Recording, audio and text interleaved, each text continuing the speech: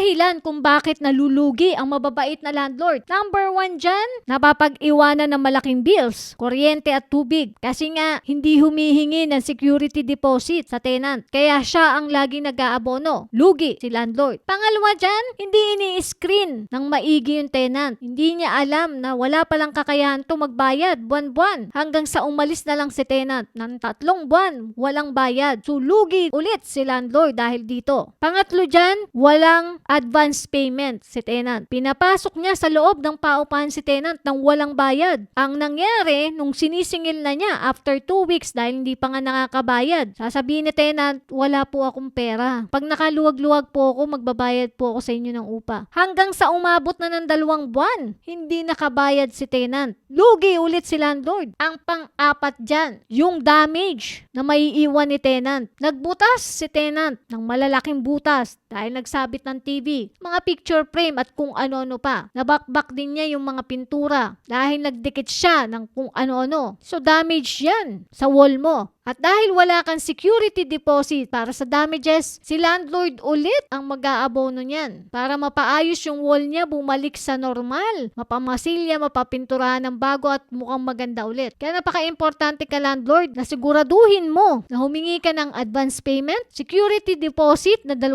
buwan at i-screen mo maigi yung tenant bago mo tanggapin at ibigay ang susi dyan sa paupahan mo.